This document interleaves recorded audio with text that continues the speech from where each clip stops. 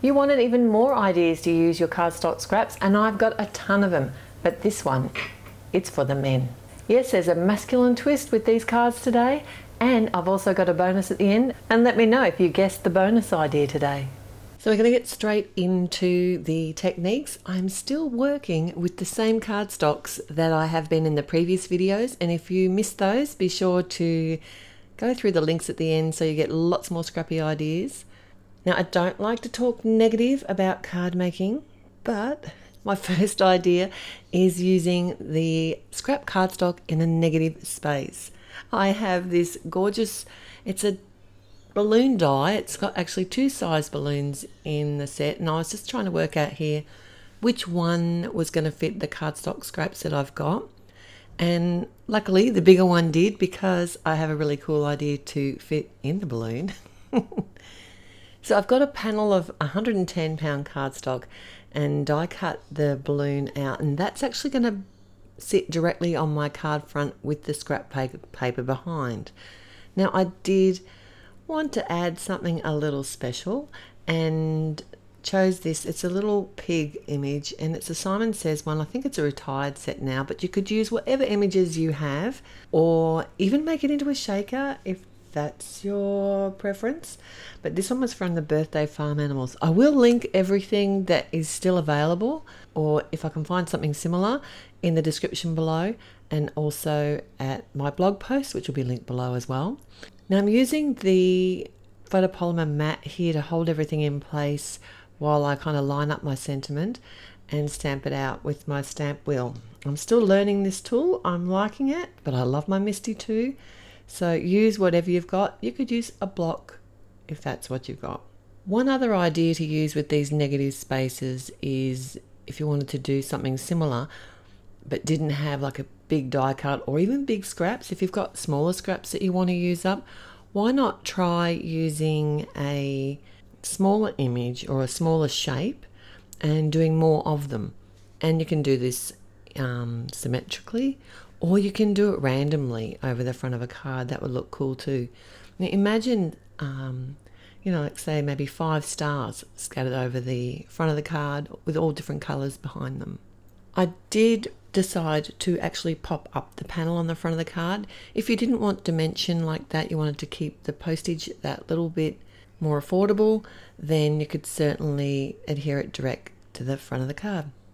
Being negative can also be cute.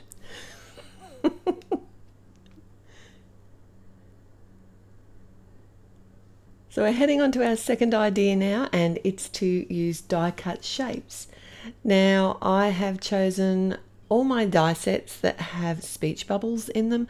Like I said, you can use whatever shapes you want here, and I'm basically laying them out over the front of a panel of cardstock just to work out where I want them to be. I wanted to use up some of my rainbow scraps here today, so I did actually go ahead and die cut those out in different colors. They are from different packets of paper. I don't exactly know. I know one of them, the bright one, is the Waffle Flower Crafts, and you can still get that one. Some of them are a little bit thinner weight, so I did actually decide to double them up just to give them a bit of stability, because I am going to pop these up as well. I do love my dimension on cards, and you might also notice that I've flipped my card to a portrait. I stamped a sentiment from an Alan Hudson set, and I did consider adding a die cut sentiment as well. You could also amp this up a little bit by stamping a sentiment or some words, or adding die cuts to each of the speech bubbles. That would look really cool too. You could also die cut within them and add some negative space. You could get as fancy as you want here. I've got some old enamel dots. They're so old they don't stick anymore. And I'm just adhering those with some liquid glue to the front of the card. There's so many different ways that you can use die cut shapes over the front of your card designs.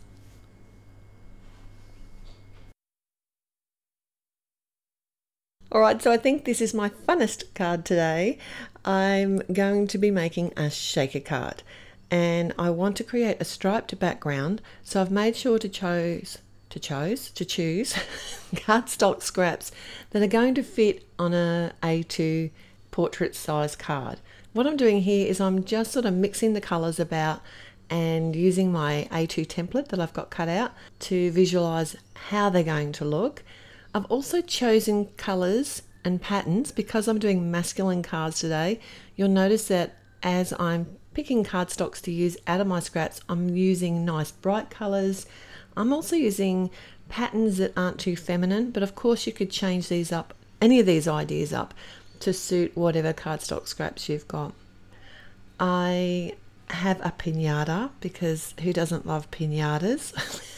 And doing some really simple Copic colouring because I want to add this inside, yes, my shaker. And I'll show you how very soon. I usually do prefer to double up my die cut cardstock if it's the thinner weight stuff. I just find it gives it a little bit more sturdiness. I've added some adhesive sheet to a piece of lightweight cardstock, and then I can just simply add my design papers that I've already prepared and sort of cut down how I know they're going to look good, and I can just butt them up against each other. Then I can flip my cardstock over and just cut away those raw edges. For me, it's easier to cut away the excess cardstock than try and line it up perfectly on the front of the card. Like I said, this little piñata is going inside the shaker, so I've added a bit of yellow twine and some really sturdy tape. This is some score tape, the 1/2 inch, to hold that twine in place. And I've stamped a sentiment. It's out of the same set. It's actually an Alan Hudson set. It's a really cute one. And then I've got an A2 shaker front from Waffle Flower Crafts. There's quite a few varieties of these shakers around. You can also use some packaging, or I've seen people use lightweight acetate. You can just cut down the sides of it and then adhere it to the back of the card to create your own full shaker. I just happen to have one of these on hand, and you might as well use what you've got. And speaking of that, I've had these Trinity, they're called the Faux Candy Mix, and they're really, I don't think they're available anymore, but there's other kinds of, they're these little clay, they look like candy, and there are other things that you can get that are very similar. I actually did find these in Australia of all places, but they were perfect for this piñata card, shaker card. It just makes me laugh, this card. I love it. And if you don't have any candy to put in your shaker, just use sequins. Use whatever you've got. It'll still be fun.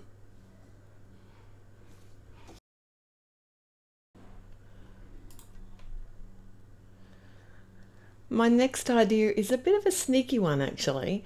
This is a great way to use cardstock that you just know you're never going to use, or you don't like the colour of, or you don't like the pattern of, and you just can't bring yourself to throw it away. What I'm going to do is actually do multiple die cutting and layer up these to add some colour. You'll see very soon. For my top layer, I actually chose to use the wood grain style cardstock. But when I was choosing my base layers to go underneath, I just made sure that I chose cardstocks that had similar colours. You can do multicolours, that works really well too. But I wanted to create one that had sort of a similar colour beneath it. I'm using a liquid glue here just to layer it up. I did a total of 3, 4, 5 layers because it's quite thin. It's not a thick cardstock. And then I did the top layer on top of it. So I think it was 6 altogether, but you can make this as thick or thin as you like. And of course, you don't actually have to just do this on word dies. You can do this on images as well. So say you're die cutting a shape like a balloon and you want to pop it up on the front of a card. You can also put multiple coloured layers behind that as well. So try and think outside the box a little bit. Have a look at what dies you've got, and maybe you can get that real unique kind of built up coloured look using a different kind of die. So when I'm making masculine cards, I do like to keep the designs nice, clean and simple. And I also like to use, you know, some fun phrases or images, use bright colours and just kind of have fun with the cards. I think if I ever ask my husband what kind of cards he likes, he'll always say funny, you know. So if you give him anything with, you know, a punny sentiment or quirky image, you know, it'll make his day. Or at least he says it does. Now, I just didn't have enough oomph for me just putting the sentiment, which is what I originally planned on doing, directly to the card front. So I have this pool die cut. It's a Avery L one called Splash, and I die cut that out of some pale blue cardstock. So guess what? Yes, now I have more scraps. I was trying to use them up, but you know, you can always use a bit of blue cardstock. And I'm layering up my sentiment just using the liquid glue again. This technique isn't for the faint-hearted, but it's certainly a lot of fun, especially when you add a little hoppy day green tree frog to the top of it. Oh, and some clear dewdrops as well. I'd love to see how you use your scrap cardstock that you don't like to add a little bit of colour beneath a built-up die cut. Alright, my next idea is to add some texture. Now I'm doing a very similar thing here where I'm creating a background. Now this time I've just got a piece of copy paper, so it's really thin weight. I've added some of the sheet adhesive there, but you could use a liquid glue, whatever you've got. And just 3 pieces, and I've gone for the neutral colours here. And I'm going to be actually die cutting. This is a lawn fawn background. It's called stitched wood grain backdrop, but you could use whatever cover die you have. Even one that cuts out a pattern would look great too with the design paper scraps. But what I was thinking as well, if you had one that did cut it out but you wanted to just add texture, a good way to do that is to emboss with your cover dies. And it's really easy to do if you've got a silicone or a rubber mat. Just follow the sandwich for your die cutting machine, and as you run the die through, it won't actually cut the cover die, it'll actually leave the impression. So it's a great way to extend what your cover dies can do and get more out of them and a totally different look. I've added a white heat embossed sentiment here from Alton New, and it's from the sentiment strips, as well as some black clustered leaves. This is from Simon Says Stamp.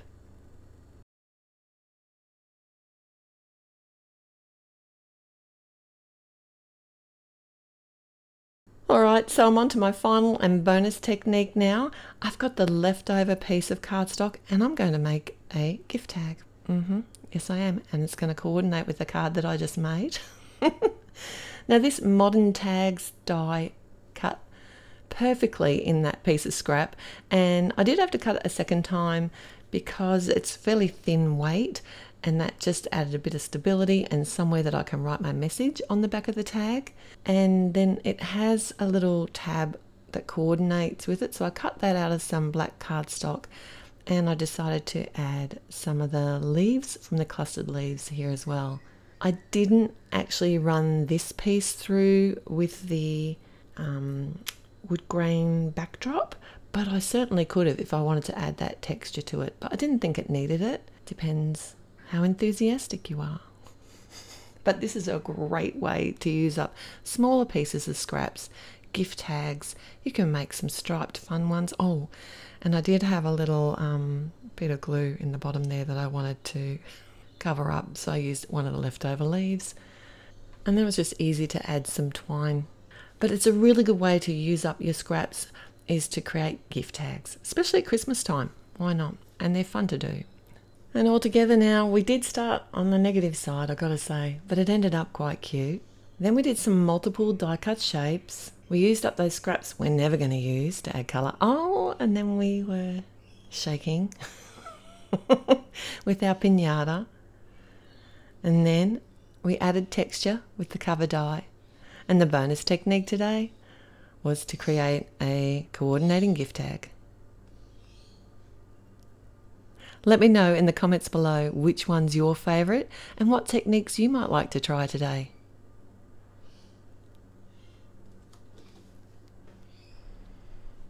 I hope you're inspired by today's cards and got some ideas to create some masculine designs. And if you were, don't forget to click the like button and subscribe if you haven't already. It's totally free. And here I've linked my previous 2 videos using up your scraps of cardstock, giving you lots more different ideas. I look forward to seeing you there. Till next time, happy paper crafting. Bye.